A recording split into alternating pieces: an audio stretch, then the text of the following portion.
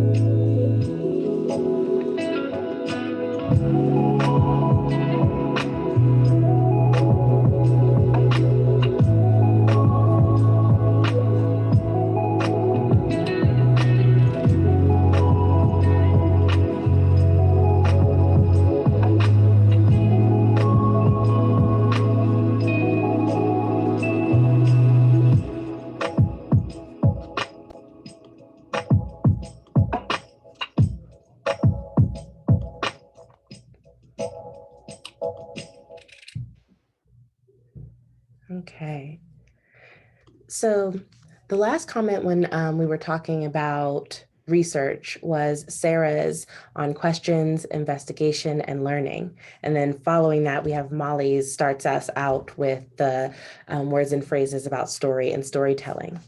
So again, take a look at the different words that were used. So in storytelling, I see creative, narrative, imagination, documenting history, comforting, community is there multiple times, unique perspectives, fiction, meaning, immersion, remembering, connecting, heart and history. So take a moment and look at both of those. And just, I'm not going to ask you to put in the chat, you can if you'd like, but what are you noticing in terms of the differences of the words that we used when we mentioned research versus when we mentioned story and storytelling? And I wanted to start with our collective words and ideas because I do believe that research is a collective process and that story and research are intricately connected, but often arbitrarily separated in qualitative research. And so I want to tell you a little bit about my why, how I got to this, and where I'm going. So my mother was my first storyteller, and she would read or tell stories to my siblings and I every night. And story time wasn't relegated to the darkness. We received stories all day long. She regaled us with narratives of adventure and love and family. She entertained us with stories of Black life, Black excellence, and Black triumph. She explained the histories of our ancestors and helped us understand the deep-rooted communal connections that they cultivated throughout time. And these stories protected our family history and ensured our lives would be surrounded by the foundation of our people. They preserved the lives of family members who were no longer located within this earthly plane. And as a story protector, my mother was the keeper, really choosing just the right moments to pass down bits of our history through story. These stories helped us to form connections across time and space. And as story apprentices, my siblings and I were responsible for the work of story, for making a commitment to engage in the sacred practice of story listening. Of course, as I grew older, my mother's stories and my storytelling ability were not a priority because my elementary and secondary teachers often foregrounded explanatory and argumentative writing. We read narratives pretty often, but we didn't write them because narrative and story were reserved for deconstruction, for extraction, not for remembering. In schools, I learned that being a story listener wasn't prized, and being a storyteller was more of a hobby, not a life-giving and history-fortifying opportunity. And so I chose to forget the work of story. I wrote what was required by my teachers, but I refused what was required by my ancestors. I forgot the importance of my mother's words. And for decades, I held on to that forgetfulness as I traversed through traditional schooling. But the book and the research brought me back to my roots.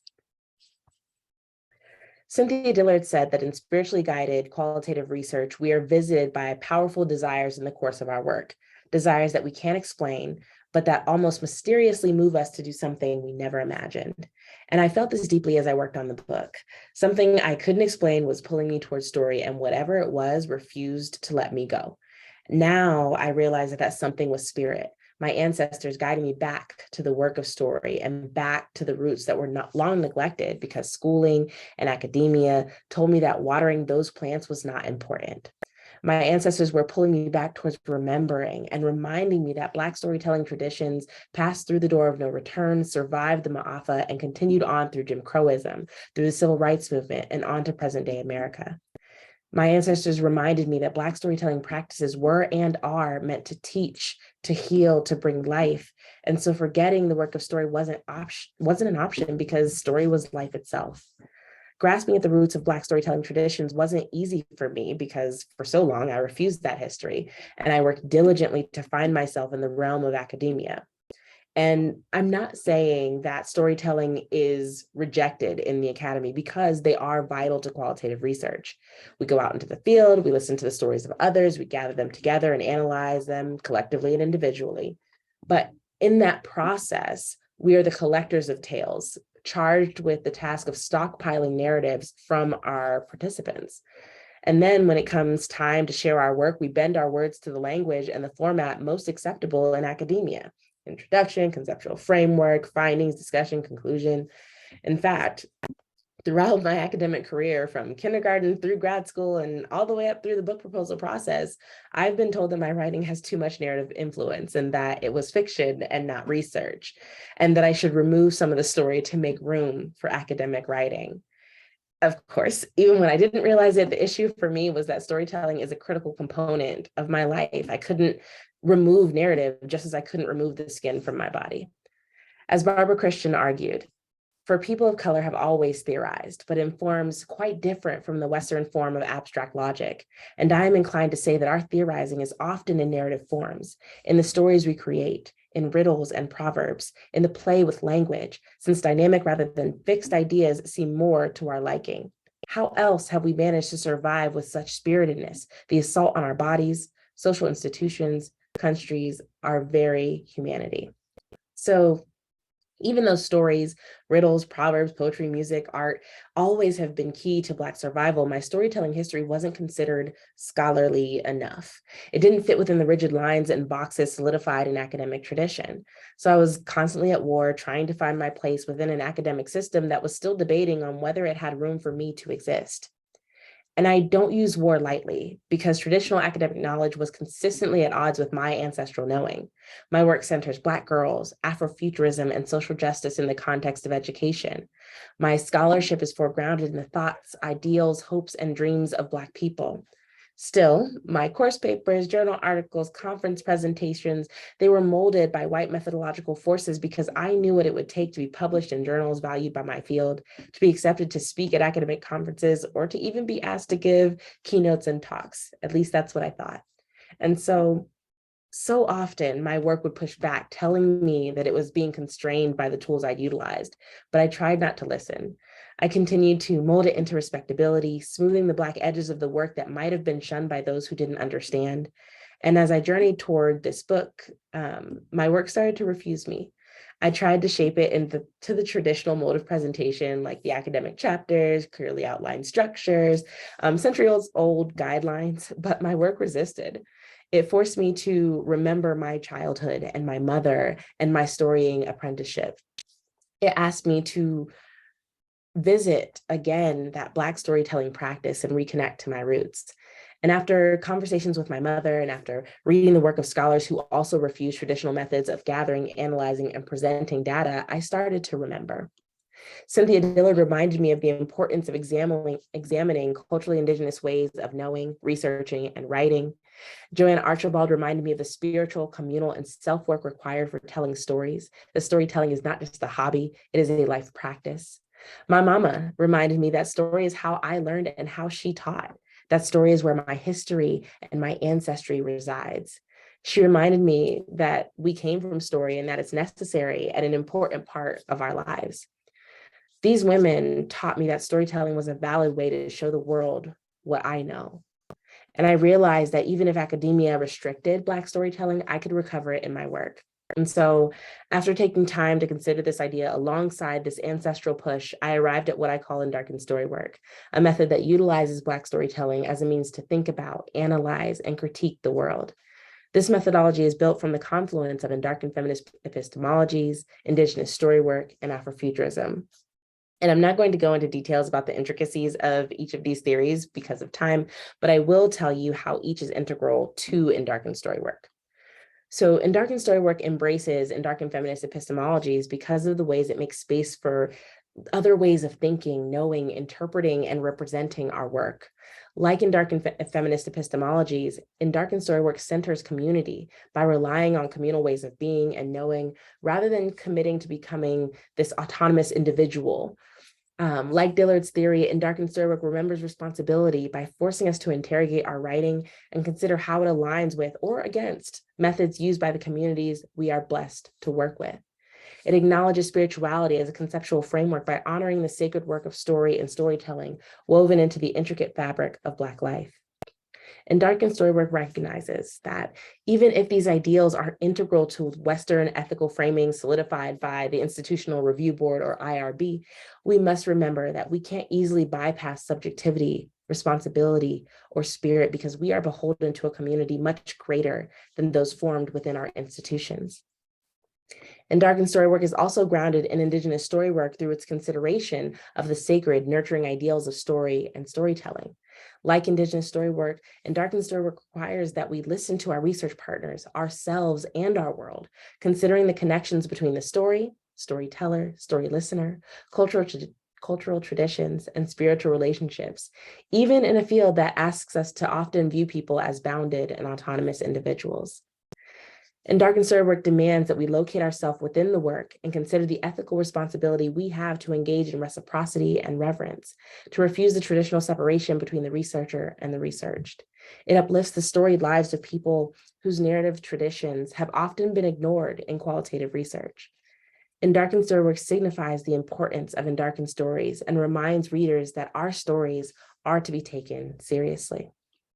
And lastly, Endarkened Story work acknowledges the work of Afrofuturism through its recognition of freedom technologies and considers how Afrofuturism can serve as a medium through which Black scholars can delve into our histories, witness the stories of others, sing the praises of our people, and imagine new ways of building and sustaining our communities now and in the future. It considers what it means to remember the cultural stories that shaped us and use these stories in a process of freedom from traditional research methods. And Darkened Story work, for me, is a freedom technology, an Afrofuturist project that allows me to use the technologies of my ancestors to escape the bondage of traditional academic writing and make space for the storied, spiritual work that is essential to Black life in the past, present, and future. And Darkened Story work honors Anansi and hinges on Black storytelling traditions. So it makes space for my ways of knowing, thinking, interpreting, and representing my work. It centers community and forces me to interrogate my writing and consider how it aligns with or against the methods used by the communities that I work with and for. It acknowledges spirituality as a paradigm by honoring the sacred work of story and storytelling that is woven into that intricate fabric of Black life. It uses fictional storytelling alongside research, data, history, contemporary life, and personal story. So it asks us to consider the values and beliefs behind the stories of our research partners and create enough space within ourselves to welcome our feelings and questions about the stories we receive, even when traditional approaches might ask us to establish objective truths, eschew the subjective nature of feeling and belief, and create clear delineations between the researcher and the researched. It also forces us to consider what it means to remember the cultural stories that shaped us and use these stories in a process of freedom that refuses to uplift Eurocentric research methods to the detriment of ancestral methodologies. And lastly, Endarkened Story work requires the story listener to find synergy between the fiction and their own personal stories. So much of academic work is read or skimmed to extract information, not to find synergy. But the storied method is a means to assist folks in finding that synergy and connecting to the work both personally and academically. So I've told you where my storytelling comes from and who influences me in my story work, but I want to hear from you. So I do have another question. And again, I understand that it's not logged in, so we'll use the chat again. So from whom did you learn to story, or where did your storytelling ability come from? And I'll make sure I put this in the chat, even though I didn't with the other ones. And notice that I didn't ask if you learned story or if you had storytelling abilities, because we all have them. So think about where yours comes from and just write out like where this comes from for you. And I will again play some music so we can have timing.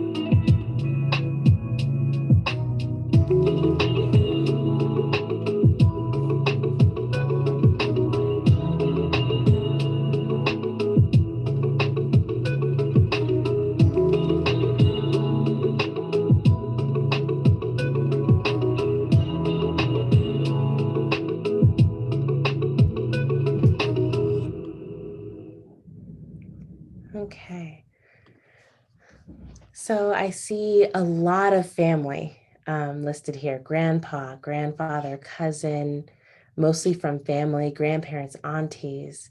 I also see mentors, former babysitters who worked with their mothers. I attended an HBCU, so did I. I went to FAMU. Faculty shared many fascinating stories, yes. Narratives in media, books, television, film.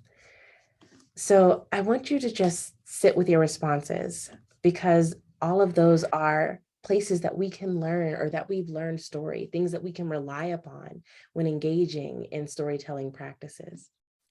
And so I'm going to talk a little bit about my process and ask that you participate as well. And as I do, I want you to think about alignment. So how is the work that I will show you in a couple minutes similar to the storytelling that we do in everyday community? And how is it also similar to the research processes in which we already engage? So really think back to those responses about the differences, or what we think about when we think of research and what we think about when we think of story, and kind of see how those are sitting with you in these next few slides. So when I engage in the characterization process that transformed my research partners into story characters, I relied upon reading and listening to the individual interviews with each girl, but I also analyzed what they said and how they interacted in the group setting. And so this is an excerpt from an individual interview I conducted with Tara. I'm going to read aloud and you can read along. But as we read, I want you to think about what character descriptions you could pull from this excerpt, with the knowledge that it isn't the complete story. So I asked, after we'd had a little bit of conversation, how do you feel about the kids at school and how they treat you? And she says, I think a lot of kids like me, but I don't think they all do. I think I say that because I feel like, with the popular kids probably don't, but I think, just everyone else I feel like likes me. Nobody's like really mean to me. And I'm not afraid to just be myself. So that's why I feel like maybe the popular kids probably wouldn't like me, because they all are I'm not like them, It's like certain people don't like me because I'm just a little more weird than they are. And I asked, what do you mean when you say weird? And she says, I'm just pretty I'm really jumpy and kind of explosive in a way. Like I'll just like jump around randomly or have these random spurts of energy, and I'm not afraid to just like be my weird. I don't know how to explain weird. I'm not afraid to try and hide myself and my personality of just like saying weird stuff randomly or being pretty random. Yeah. So in the chat, I want you to write down like, what characteristics do you see about Tara just from this short excerpt? What things could we include in her characterization?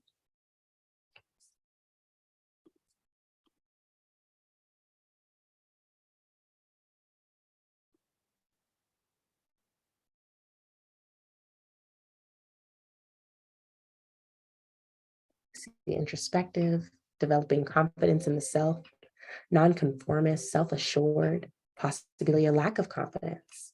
She knows herself.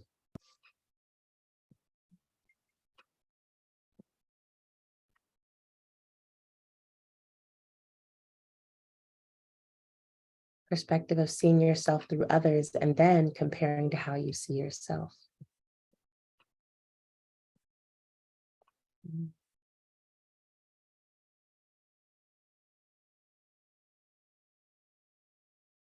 Mature.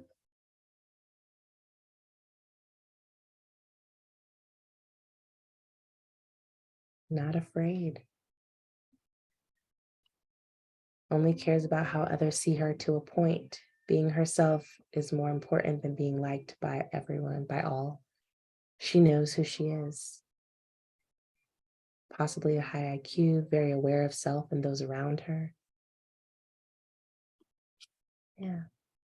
So I engaged in a similar process here when I was writing the book. So when I included dialogue in the book, I did use the words that they said rather than creating my own. I did change some words to align with the story. For example, I changed police officer to enforcer, but every other word remained the same. And this to me made it more relevant to my research partners, because they could see their words and their conversations as integral to the work of the story, and their voices and their stories mattered. And I went through this process of really reading through everything that they were saying, how they talked to others, how they talked to me. And when I was creating those characters, it wasn't actually even creating those characters, generating them from the words and the stories that they shared. I tried to figure out like, what are the characteristics that are present here and how could I represent that in the story, even though I can't include everything they said from our time together. The process for creating characters based on theorists was a little bit more complex because I was mostly reading their words versus talking to them. And I won't cover that in this time that we have, but I did want to at least give an example of how I came to the characterization of the girls I worked with in the study. So now I want to engage you in an example of conflict. So here you see a conversation that is initiated by Avanage during it was during the opening of one of our workshops. And we always took like the first half hour to an hour and sometimes more to just talk about things that they wanted to bring up. And although this wasn't a major plot point that I'm presenting from the story, I did use conversations like these to construct the overall conflict. Again, I'll read aloud and you can listen or read along with me. And as you read, think about possible conflicts that could be embedded in the story based on this excerpt.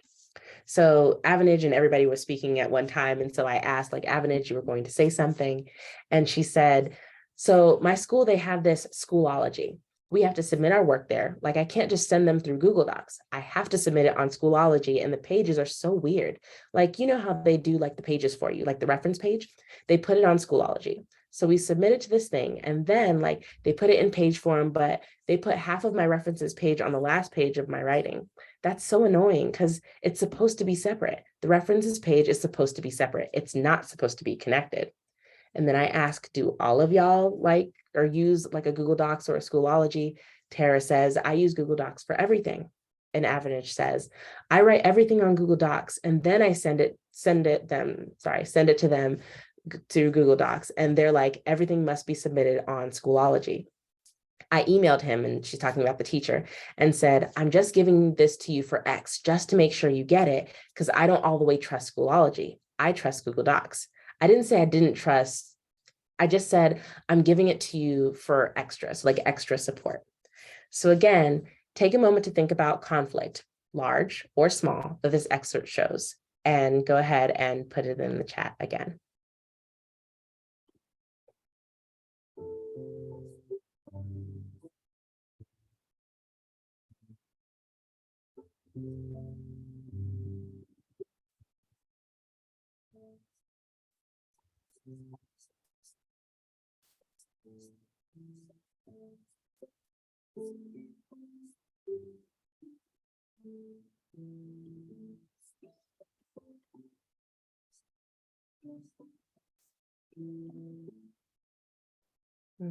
Questioning practices that are not intuitive or user-friendly. They are not convinced Schoolology does the job. Conflict between regimentation versus feeling comfortable with another technology.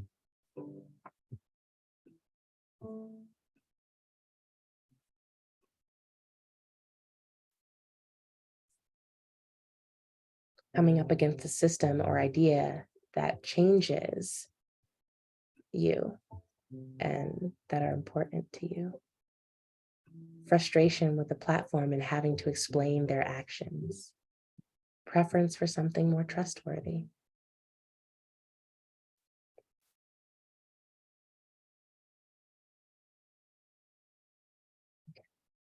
Now, again, I didn't use this exact excerpt in the narrative, but I did use it alongside other conversations because it really pointed to this larger theme about surveillance and arbitrary rules that are used in educational spaces.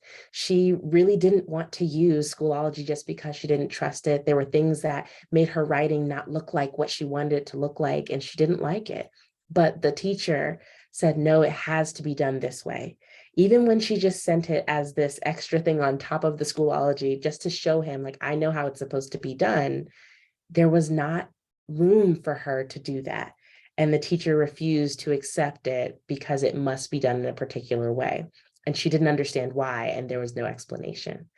And so I looked at these conversations that might seem arbitrary or that were in these spaces of freedom where they just wanted to talk about some of the things that were happening in their school spaces or outside of them. And I use those and put them together, considering larger themes of how I can construct conflicts with the girls in school systems or the government or siblings, all of those things. So the last thing I wanted you to think through is the setting. Theme and plot are also important, but again, we have a short amount of time and we don't have the space for that. But I wanted to kind of think about the research site. So whenever I do research, I really take a lot of time to figure out what is happening in the state, in the city, the county, the district where the research is occurring, what's happening in the communities that are there. And these help me to get a picture of the research site, but it's also important for me as I engage in extrapolation, this action of estimating or concluding something by assuming that existing trends will continue or a current method will remain like applicable. So for the last time, I'm going to read, and I'll invite you to listen or read alongside me. This one will have a little bit more text. As you do, I want you to consider how we might be able to extrapolate about the setting of Savannah, Georgia. So specifically, considering just these two small excerpts, what might Savannah, Georgia be like in 150 years if existing trends continued? So on the left, you'll see an excerpt from the city website, and it says, Savannah, Georgia is a charming Southern escape where art, period architecture, trendy boutiques, and haunted stories are all set under a veil of Spanish moss. Savannah is a place where cuisine comes straight from the coast and cocktails are served at every meal. Come and discover the enchanting soul of Savannah. This next one is it's an excerpt from a project called Documenting the American South, where Taylor had interviewed several residents from Southern spaces. So Taylor asks, why do you think Savannah was different? And William says, Savannah was not bad. I think the biggest problem they had may have been when King died, but then that was all over the country. But for the most part, Savannah was pretty peaceful in terms of demonstrations. There were no dogs, there were no fire hoses, there was no cops wailing on people, so it was pretty peaceful. Protests were peaceful in terms of looking across the South. And Taylor says, comparatively. And William says, comparatively speaking, right. Yeah, so that they never experienced the hardcore racism. And Savannah has always been laid back like that. A lot of covert racism, which still exists today. The way you find out, you go down to these banks and you try to borrow some big money. It's like, what kind of collateral do you have? I've got a business that's been going on for 88 years. That's not good enough. I mean, I've got the property that the building sits on. The whole thing's worth $300-some thousand. I'm asking you for 100, but that's not good enough, you see. It's still, well, you look at the South and you look at Savannah, Georgia. The progressive Black folks just aren't here. Progressive, aggressive, they go hand in hand. It doesn't exist in Savannah. Savannah it's like sectioned off. We have some school teachers here, or just knocked off all the lawyers just about. We have a few Black attorneys left. We've got your Black physicians, and never do they come together. I'm trying to think of how many Black physicians patronize me in terms of sending their clients here. I mean, their patients here. And so he ends up talking about just the ways that he owns a pharmacy that's been around for so long. It's a Black-owned business, and the Black doctors don't send anybody there. They send them to CVS or Eckerd's. And he says that when he lived in a different space, he would drive for miles. He says, I went 25 miles to a Black pharmacy because I wanted to trade Black. And the guy was so nice. I mean, there were other Black pharmacies that I could have stopped along the way. And he used to say, you come all the way from East Detroit over here. And I said, when I come over here, I sit down. We usually talk an hour. So that type of loyalty doesn't exist in Savannah. I don't even know. Have you seen that Black business directory? And so take a moment and consider these small excerpts. And if current and historical trends continue, what might Savannah be like in 150 years? So take a moment and write your ideas in the chat.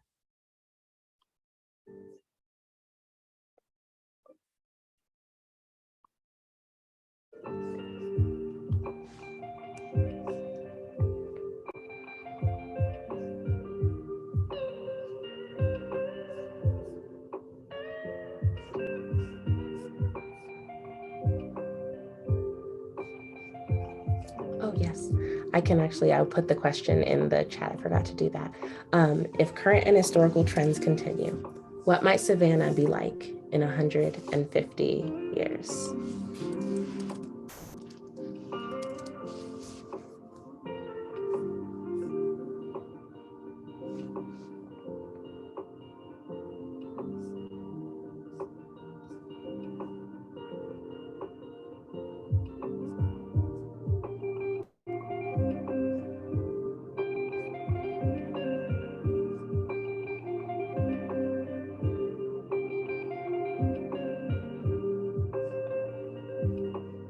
loss of community.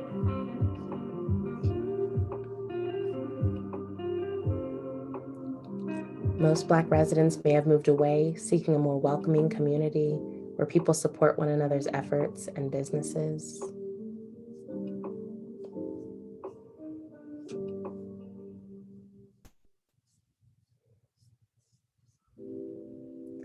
Less charming than an extended series of strip malls with the same food, shopping, and cultural artifacts as anywhere else in the surrounding 100 miles. Even less aggressive and progressive. Strip mallification. Yeah.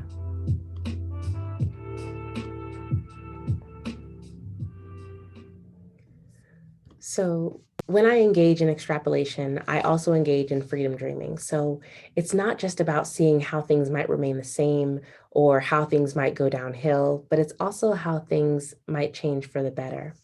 And so a lot of the ideas that you all are putting in the chat, we can support among the community, more diverse than today, small groups around the schools, food cooperations, libraries create their communities. A lot of these ideas I kind of took and thought about, okay, there are some negative things that are happening in this space, according to one of the residents there. And then you also have the city wanting to welcome folks in that don't seem to acknowledge some of the histories that are present and some of the ways that Black residents there are experiencing Savannah. And so I wanted to really think about how I might put this together. And so in the story, I wrote about what happens in Savannah in my extrapolated future. I took this idea of Savannah being like cut off from other things. I took this idea of community, and in my future that I imagined, I said, okay, well, maybe it does go downhill above ground, but maybe the people who have left are finding a safe haven underground, and they come together in community to learn to dream alongside one another. And so I do talk about the negative things that were happening in Savannah and what might happen if those continue. But I also thought about what happens for the people that are fighting back, because I do feel like justice and activism are always continuing. And so I wanted to think not only about the negative things that would happen, but also the positive. So earlier, before we began some of this work, I asked you to think about how this work might be similar to storytelling that we do every day in community, and how it's similar to the research processes in which we already engage. And I won't have you share those ideas in the chat, but I want you to kind of sit with that. And as you do, I'm going to read the words of the girls who either read the whole of my book, which is a lot of reading, or the chapters that were dedicated to them. Amber said, "It feels unreal, but at the same time, I'm like, yeah, this is very real." Avenage said, "I've just been feeling not powerful lately, so reading the story in those times helps me with that, makes me feel better." Bailey said, "This is really good, like I'm reading a weekly fanfic." Talon said, "I think it was a good reputation of what happened on those summer days and of the people involved. It feels good to me to see myself as a character because I got to see me as me, but not me." Tara said, "I write characters like myself in stories, but there's always some sort of aspect changed or adjusted. So having the character that is completely me, no adjustments or anything besides the name, it's weird, but it's cool at the same time." And I wanted to center their voices and reactions because they are one of the reasons why I felt the pull to write in this way. Every day when I see things happening in the world and relate them, I don't automatically think in APA sections and methods and jargon. I think of story. And when the girls read the story I constructed, it was in the format that we shared stories in the group. They read, they critiqued, they challenged the way we did in our everyday community. Like they told me what things to take out, things they didn't like, things I needed to add. And it's not like the research isn't there in the fiction sections. There was data generation, a conceptual framework guided by womanism, Black feminism, and Afrofuturism. Methods were completed, and I walked you through a little bit of that today. But I know it resembles some of the ways in which we engage in qualitative data analysis in the field of education. I just used story instead of thematic analysis or narrative inquiry or some other method that omits the perspectives of undarkened people. When I story, I center my mother, my ancestors, the people and communities I work with and for. I center scholars who are considered academic and some who are not. What you see on the screen are the works that guided me towards story alongside the works that helped me to engage in the writing of story. There are academic texts, YA books, collections of essays and interviews, books on writing, and all were essential for me to do this work. And I implore you to read alongside these people if you have yet to do so. I implore you to consider your ancestors and your people as you continue or begin your journey towards story.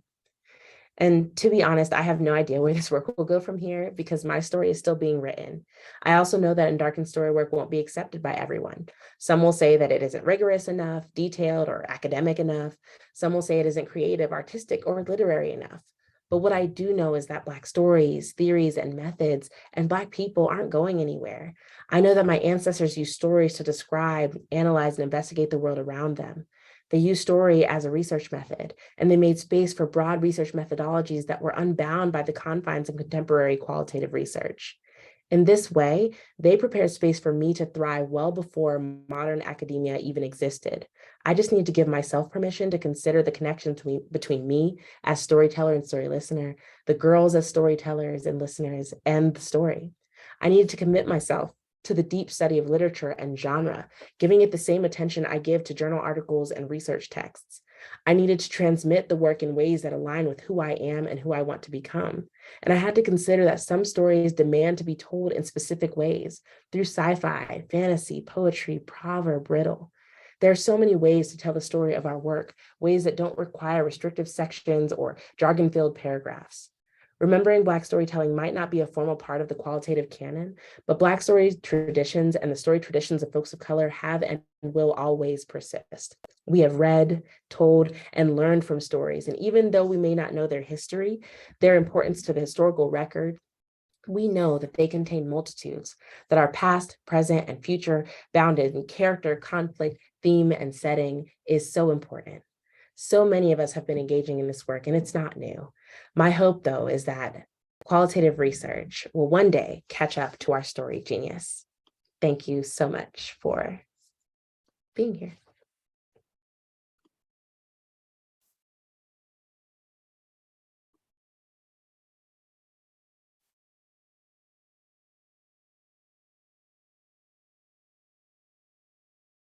Okay, that was fantastic, Stephanie. I have so many questions. I think I'm the one to kick off the Q&A here. Molly, if that's correct, yes. Okay, so I'm going to use my privilege to ask you a question while others please fill in your questions in the QA or the chat. I'd love to ask you a question from the audience. But first, my question. So you discussed the traditional separation between researcher and researched. Mm-hmm. So I can already hear in the distance a research mentor of mine saying, well, there's a reason for that. We need to there needs to be separation for a variety of reasons, for validity or for rigor or what have you. He was also qualitative research, for the record, but mm-hmm. I'd like to hear your response to that. I think a lot of us have been kind of enculturated, or that's an assumption to be made that is what is required for good or rigorous research. So how might you respond to that, Stephanie? Well, my first response is who gets to decide what is valid or rigorous? I feel like so often someone has said that in order for research to be valid, these are the criteria that have to be met. But I'm like, who was in the room when those criteria were founded? I know more than likely, considering that qualitative research is pretty old, just like quantitative research is, folks of color were not allowed to even be in those spaces most of the time. And so we are building a whole research tradition that ignores some of the research traditions that were happening alongside and outside of academia for possibly even longer than academia even existed. The Anansi stories are super, super old in African culture and tradition. Anansi stories were ways of, like, the griots would go around to different people. They would look at what's happening in nature. They would talk to community members, and they would transmit those ideas through story. That's research. It's what we do. We gather things from people. We look around and see what's happening, and then we tell it to folks, usually in a specific way of writing. And so for me, I think that when we use those words like valid and rigorous and triangulation even and stuff like that, I feel like we are very concerned with certain folks, but ignore others. And so I always ask, I'm like, okay, valid for whom and rigorous for whom? Because I know when I bring in certain, even when it's like quantitative research, which is like the super objective, supposedly type of research, if I brought it to people that I know in my community that are not necessarily academics, they're going to question it. Like, who gathered the data? Who was a part of this study? What age were they? Where did they live? Because all of those things matter. And so, but that's considered to be like, oh, well, that's rigorous enough. So that's okay because they used numbers that are objective. And so, like, for me, I feel like we rely on methods and qualifications that excluded so many ways of thinking and being and doing. Um, and when it comes to a separation between researcher and researched, that has caused so much harm in some places as well, because you haven't gotten the chance to know the folks. And I feel like, yes, some people can say, well, when you know them, then there's going to be things that you miss. And I'm like, yes, but also when you don't know them, there's going to be things that you miss. So is there really any research that we can do where we're not going to miss something? And I think, no, I don't think that's possible. I think that there's going to be things that we gather and things that we're going to miss based on whatever research method we choose to use. But personally, I found more connection with my research partners. I found that they're more willing to talk to me about things that they may not talk to others about because they know who I am and I know them. And I take the time to get to know them both within and beyond whatever research I'm doing. And so I've learned, I think, a lot more than I thought I would from groups of people that they're like, well, I don't know. They don't really accept folks in that space. I'm like, okay, like I'm going to show up at their churches, or I'm going to go to the parent meetings, or go to an after school program and just be around. And I've learned so much in those spaces. And so again, I say that I've gotten that thing about, and from mentors as well, about like, well, you must separate. You can't be a part of it. You have to always make the known familiar and or make the strange familiar and the familiar strange. And so you must separate yourself. And I just don't believe that that necessarily has to be the case, because I've learned that prior to the existence of modern academia, there were my ancestors who engaged in research practices who did not do that. And that was considered valid and rigorous. A thoughtful answer, I might say. Sorry, go ahead, Molly. Thank you. Please do put your questions in if you have them, but I also have a question that's sort of related to that. You mentioned in the book and as well in your presentation today, sort of the war regarding the expectations of the academy in regards to publishing and scholarship and community storytelling and your type of qualitative work. You sound very confident now and today.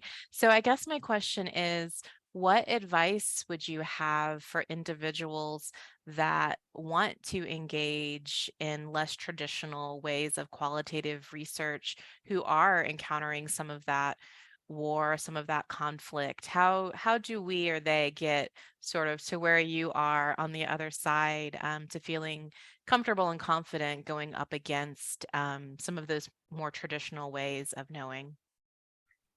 I feel like the level of comfort is a journey. And I will say, like, my book got rejected by like 8 or 9 academic presses before Routledge was like, we'll take a chance on you. And it got rejected because like every single rejection letter was like, oh, this is such a fascinating premise and idea, but we don't publish fiction. Every single one. And so one of the things I had to learn was that if I'm engaging in a storytelling practice, there are still things that I have to include in it that aligns with the grammar of academia. And so I'm actually working on a piece now where like I have a more traditional introduction. The whole middle part is a story, and then I have a companion analysis at the end. So I'm like, that's where I talk about, here's what the method was, here's how I did this, here's the literature that goes into these ideas. And so making sure that I'm like, I get it. Y'all are not ready for a complete just story. I get that. But I figure out ways to do both. And that I think has led to me being more confident, even in the book. Like the preface is a little bit more like academic, still told like in a more narrative nonfiction way, but it's still very like academic citation heavy, stuff like that. And then the whole middle part is the story. And at the end, I have companion chapters that's like, for everyone who really, really needs this, here it is. And so that I think is what also helped me figure out my, like how to get towards that confidence level, is because I figured out how to do both. And yes, Word limits and journal articles are the bane of my existence trying to do both in one space, but there are ways to do it. Sometimes you just got to tell shorter stories. That's what I'm learning. And also find editors who are like, you know what, if you can figure out a way to do both and have the things that are necessary for reviewers to see that you are actually engaging in a research practice here, then you can do it. And so that to me has been my journey towards it, is acknowledging that people aren't going to just let me do story. They're just not going to let me do it as the only thing, but figuring out a way to make sure both aspects are there. And for me, it's doing a story and a companion analysis. That has been really helpful for expanding my confidence on the ability to do this work outside of a book and in like journal articles and other spaces. Thank you so much. I think it's really helpful to hear and for you to be transparent about all of the times that you heard no as well, and just to keep powering through. Yeah. I mean, Rutledge isn't anything to sneeze at from my experience. So, but okay. Stephanie, I was wondering if you can read the question from the chat, or if you'd like to address that. Yeah, okay, so since critical race theory is being banned from K-12 classes, along with other places banning African-American studies, how can educators incorporate this type of learning process or advocate for this much needed education to be brought into the classroom? All students would benefit from this type of information. For me, I think that first, as someone who taught in Florida, so I'm like, I know things that are happening there and keep track with it. But I think that when I talk about my storytelling history, it didn't even start in school. My mom, like I said, was my first storyteller. She was the one that taught me like different like tidbits. I learned about my grandmother and aunties and stuff when they were younger, or I never met my grandma. She died before I was born, but I know her because of the stories that my mom told. And when I got to school is when I learned that stories weren't welcome. So it wasn't that I needed to learn that practice in school, it just needed to be validated. And so I think that one of the ways that we can bring in this type of learning process is to really think about what are the storytelling histories and processes that students are already engaging in when they write their research papers. Or I remember when I wrote mine, or when I would give assignments to do these things, when they talked about it to their friends, they weren't talking in the academic language. They would just tell the story of what they found, and they would talk about it to their friends in a storied way versus in the way that they would write it up in a paper. What if we gave the option or the possibility to write in different ways? And I do talk about Black storytelling because that's my history, but I do believe that humans are just storied people. And I feel like everyone has that storytelling background. And so what if it could be an assignment where they go and just learn the stories of the people that are in their household and bring those to school and figure out like how they can connect it to larger ideas that are happening in the world? What if there's ways to bring in stories from their families, and that's a way to talk about African American studies, because it's not it's not part of the curriculum, it's the stories of their families. And that's something that we're supposed to at least talk about, is like who they are in some ways, at least. I know Florida has a little bit differences because they changed their standards again since I worked there. But I do think that there are ways of bringing it in. I also think that one of the things that happens is when they're dealing with critical race theory, that usually is undefined. And if it is defined, it's defined incorrectly in most of those spaces that are banning it. One of the things I've learned is that they often ignore speculative fiction. I don't know if it's because the genre confuses them or if they miss the subtle conversations that are happening, but I've just noticed that there's usually a lack of attention to the speculative.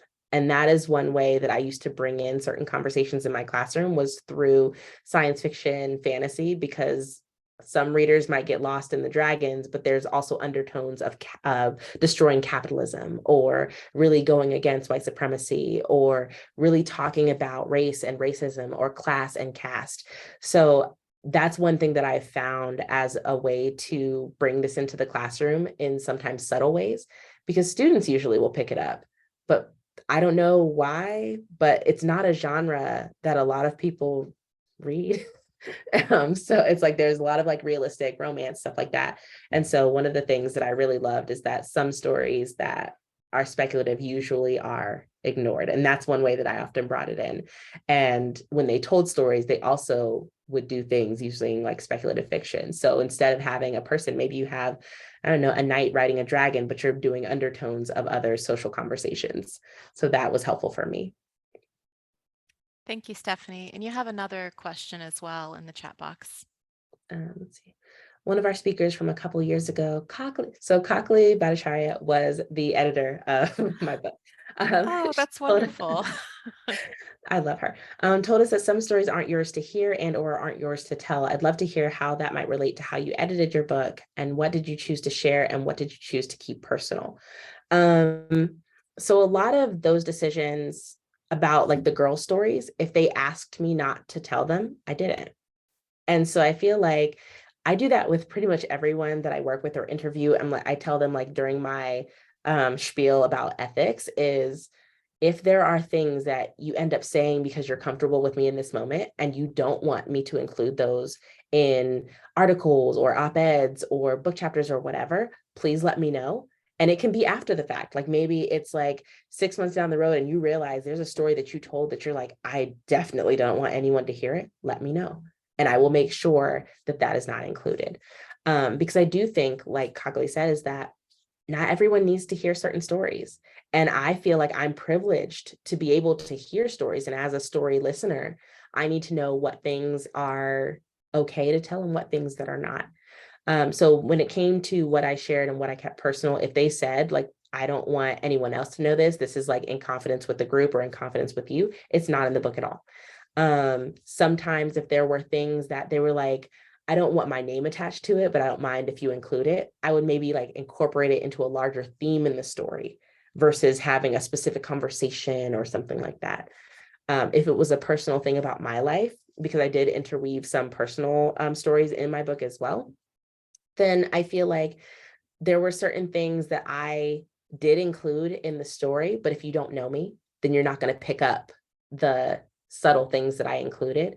And so for those, like I might have included it in the fictional part, but I did not talk about it in the companion analysis. And so that was one of the other ways that I would try to figure out how to keep certain things personal, because I wanted to share them, but I don't feel like it's a story for everyone. And so I would embed it, but I wouldn't explain it. And so that was another way that I kept some things personal. Excellent. Thank you. I have a question. So I read your book and I hadn't actually encountered qualitative research presented in that way. And I appreciated that you had a section in the beginning on how to read this book and you had different options, right? Mm-hmm. I was curious, I know you shared in your presentation the reflections of your participants, but I'm just curious if you've heard from people that have read your book and maybe they didn't know what speculative fiction is or they'd never encountered this before. How are they interacting with the research in that way? And also this sort of not traditional of the academy anyway type of qualitative research. How do you anticipate or how would you like that research to become a part of the research community and the research conversation? So for the first part, I've heard from different people. First, my first readers were my mom. My mom reads nothing academic that I write. So I will preface it with that. She loves me dearly and she will read the abstract and she'll be like, oh, that's nice. But she read the entirety of my book. And she would point out things and she's like, I see you're commenting on this here. Or, oh, the girls must have been experiencing this, or they must have been around during this event that was happening. Or, oh, people aren't going to like that you're saying this about schools or something like that. And so she was picking up on a lot of the like research that I was talking about. She didn't know about womanism or any of that. But then when I talked about in the companion chapter and how it related to the other mothers, she was just like, this is so powerful. This reminds me of something like your grandmother would have said. My uncle and my aunt, both of them went to the military and neither of them has ever gone to college. And they read the entirety of my book. And my uncle is like my biggest supporter and also critic. And so he was telling me just like, he was like, oh, I really like how you actually did it in a way that I wanted to read it. And that to me was like the biggest, that was one of the biggest pluses for me because it wasn't like, oh, you wrote it in a way that it was accessible, because I feel like that's talking down to people, like you can't access it. But it was the fact that he said like that I wanted to read, that I enjoyed reading. And that to me is something that I feel like is often missing in academia. Like even from my own papers, I've read some of them, and when I have to like read the proofs or something like that, I'm like, oh my gosh, this is boring. And so when I think about how I want it to be incorporated into the research community, I want us to think about the ways that we are all storytellers, the way that we engage in narrative practices all the time, but we kind of eschew them as soon as we get to a journal article or whatever, and we write in these ways that are just not enjoyable.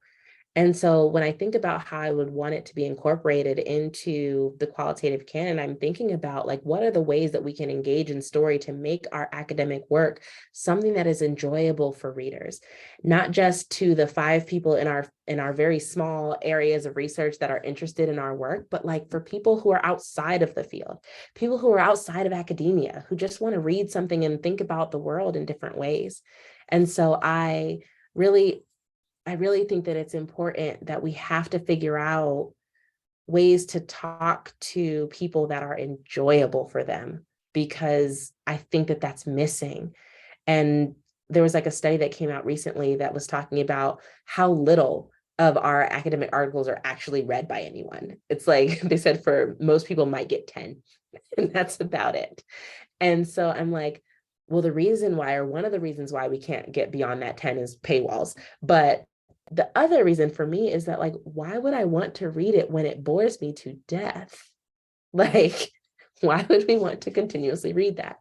And so even like there's articles that I think are fascinating, but I get bored. And I'm like, oh my goodness, I can't imagine someone who is not like, this isn't their job to read these things, who would want to come to this work.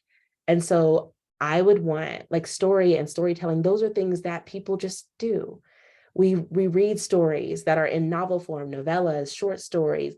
We watch stories on TikTok or Snapchat. We engage in storytelling on Twitter and Facebook.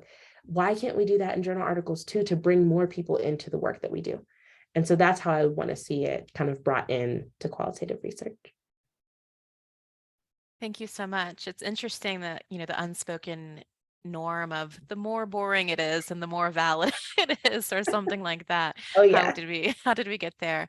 And there are some folks that are sort of responding in the chat box, but I did want to read, it's not so much a question, but I imagine you could respond to it, Stephanie, and even some people in the chat as well, because it sort of puts a bridge towards what you're talking about and what a lot of us do in library work.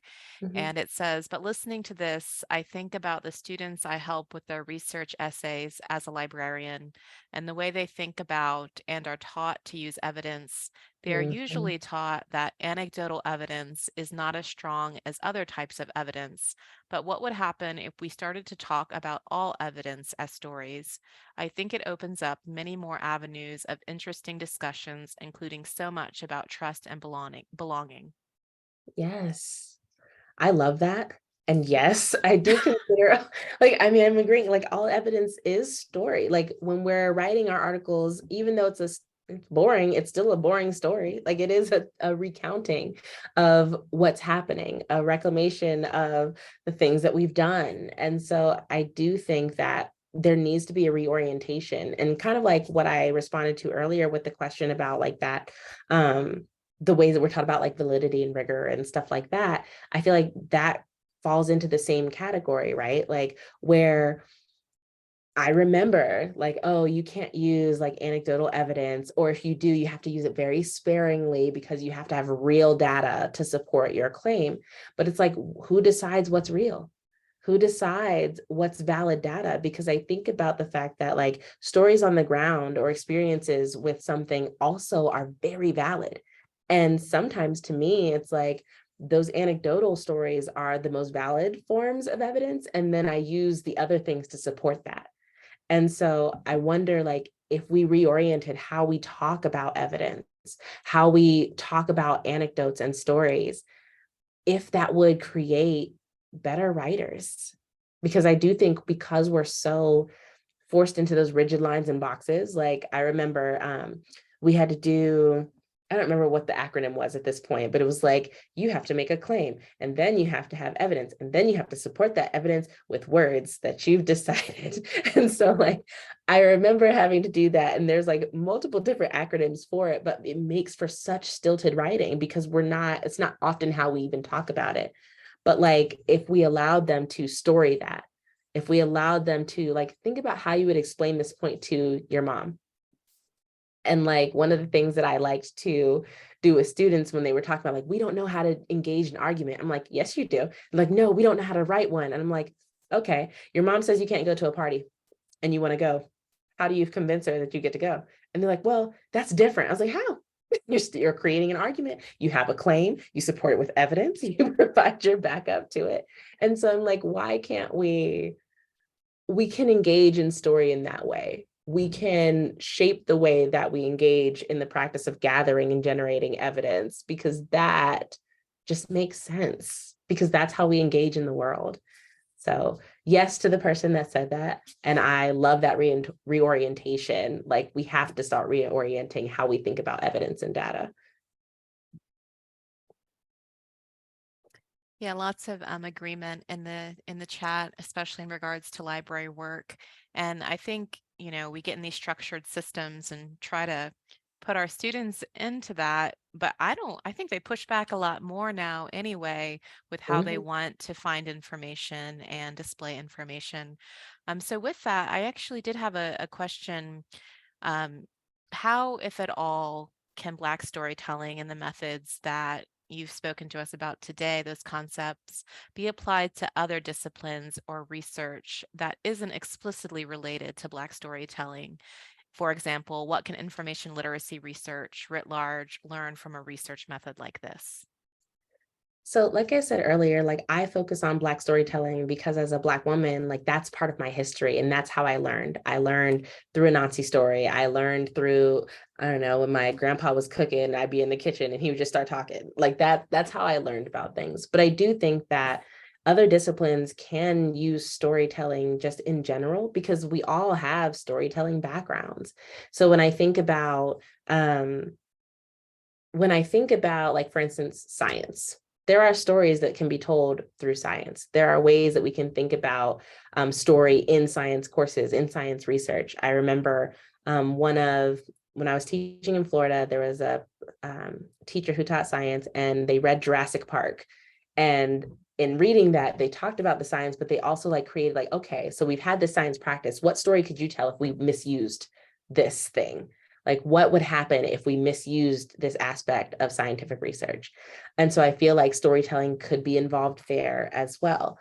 I think that we could all engage in a storytelling practice because it's what we know inherently, usually from growing up. It's not something that has to be taught to us. It's just something that has to be remembered. And I talked about that initially, where I was like, my mom was that person and I chose to forget it because school told me that that wasn't something I was supposed to be doing. And so I feel like if we all chose to remember those storytelling practices, there are ways, no matter what discipline or research area that you're in, to use story. It might be in the ways that you write your research.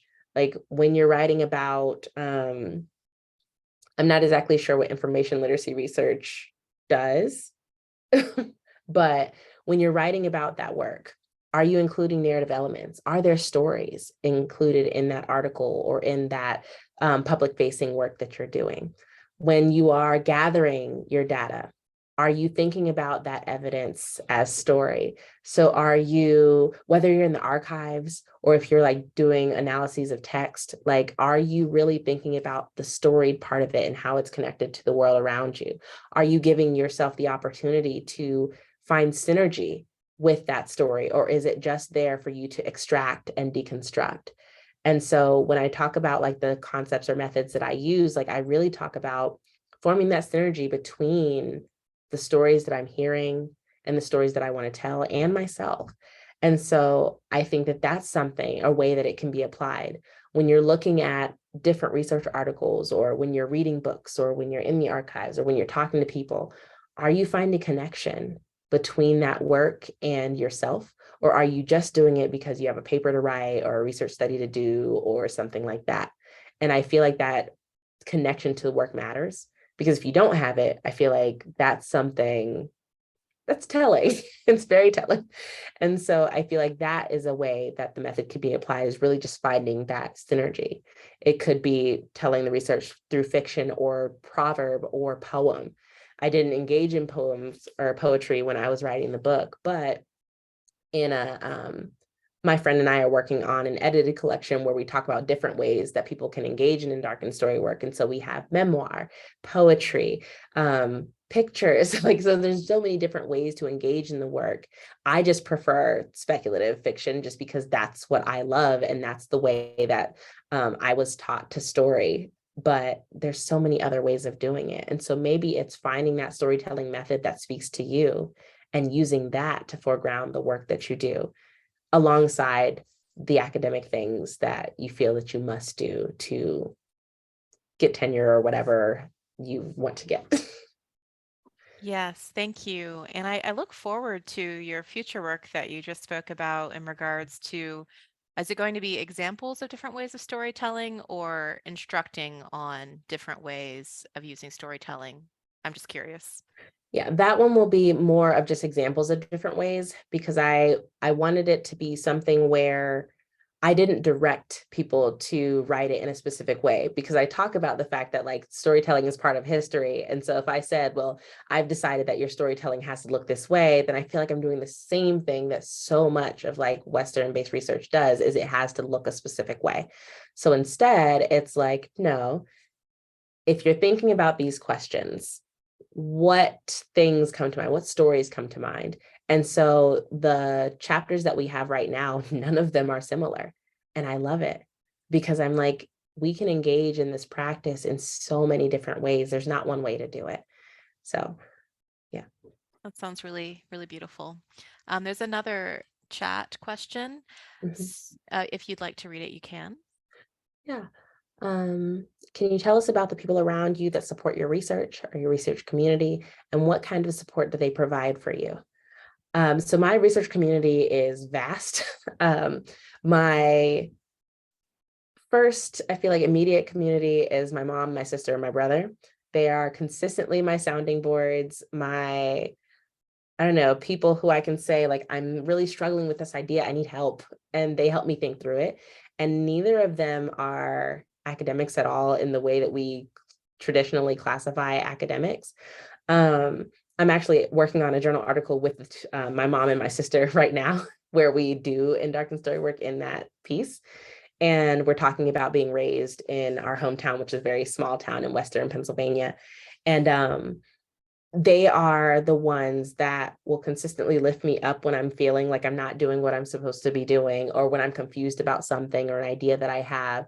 They are the ones that will listen to me talk about things, whether it's a book that I just read that I'm really thinking about doing some analysis on or something like that. And you all don't know me, but when I am talking about a book that I have read, it takes me at least 30 minutes, because I tell everything about the book. I go into very deep detail, and they will listen. And so sometimes, like with my mom and my sister and my brother, they're people that listen, but they also provide suggestions, and they provide suggestions that often differ from what academics would normally tell me to do. So like that, they're definitely like my first part of my research community. I have mentors who, people like Ebony Elizabeth Thomas, Kakali Bhattacharya, Lee Patel, like they're like super supportive of the work that I want to do, and really challenge me to think about how to continue this work. And so like to say, yes, you did this work for the book. You really like telling stories. It's part of who you are. Don't drop it. And in times when I felt like, oh no, I can't do this in like a journal article, and now I'm working on 2 different ones. And so it's because of their support that I think I'm able to continue to do this work. And to have that support from people who are full professors or associate professors is helpful, because sometimes you don't get that. Sometimes they're like, well, I had to do it this way, and you have to too. So they're definitely there. And then I also have just friends who, like Noreen Rodriguez and Rebecca Linares, who are faculty at CU Boulder with me. those, like, that's like my trio. Like, I love them and talk to them so much about just ideas that I have or things that I'm working through.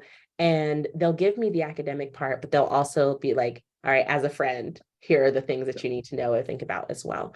So that's my research community, like the smaller version. And there's also like, I love Twitter. So I have a big Twitter research community that is like, if I have an idea or a thought, then I can have thought partners that are there as well, that I may not even know them in real life, but they're my friends on Twitter. So like those are part of my research community as well.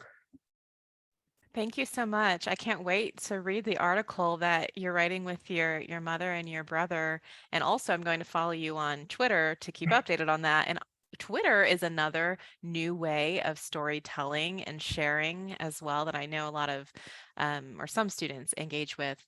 There is another question in the chat box. About whether I've written fiction in addition to academic work or have aspired to. So my husband says that one day I'm going to write a YA novel. I don't know if that's true, but he says that it's going to happen. I used to write stories a lot when I was little, and I stopped because I remember, I don't remember, I think it was third or fourth grade, and I brought my story into my teacher and I showed it to her, and she was like, "Oh my gosh, this is so lovely. I can't wait to see how you transform this for our school writing."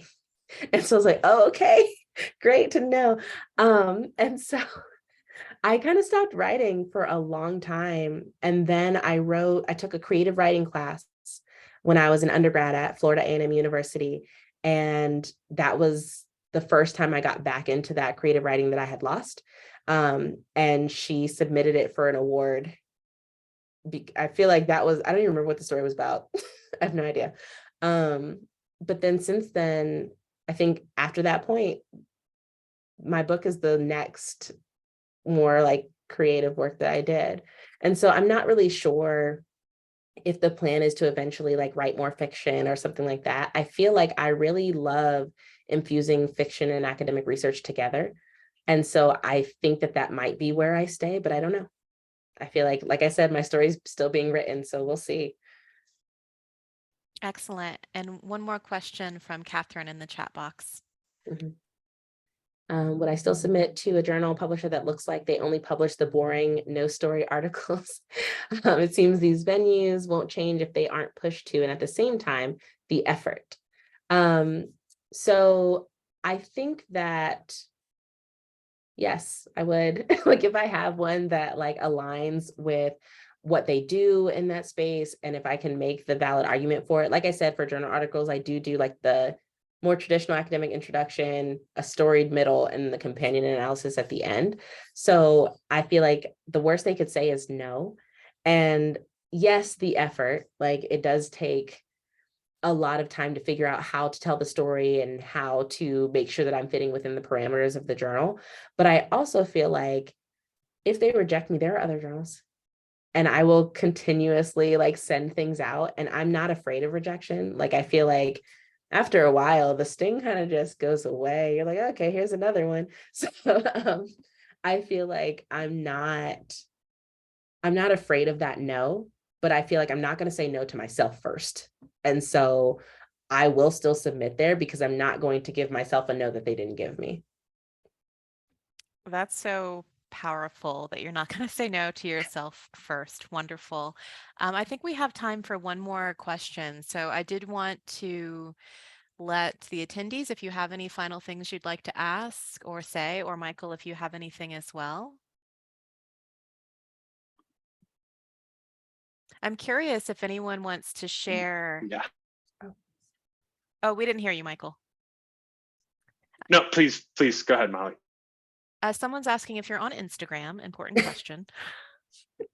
I am. I'm just now getting back to it. I took like a super long hiatus during quarantine because like I'm not going anywhere. I'm not really doing anything. What do I even post about? Because before it was all like selfies. So I stopped for a while, and now I just post random like I read this book, and so I'm working on it. But I'm SR Toliver or SR_Toliver on Twitter, on Instagram, pretty much everywhere, just because I figured it'd be easier for me to find things if I did it that way. Excellent. Thank you so much. Well, I think that wraps things up, Marie. Sounds great. Thank you to Stephanie and to our moderators. Can we get some applause for them in the chat? Yay. We'd like to thank Loyola Marymount University for its support of the Institute for Research Design and Librarianship. Thank you to the Institute of Museum and Library Services for your consistent support of IRDL since 2014. Thank you to the team that labored to put together this learning event. We look forward to learning alongside you at our next one. So with that, we bid you a good rest of the day. Thanks again, everybody.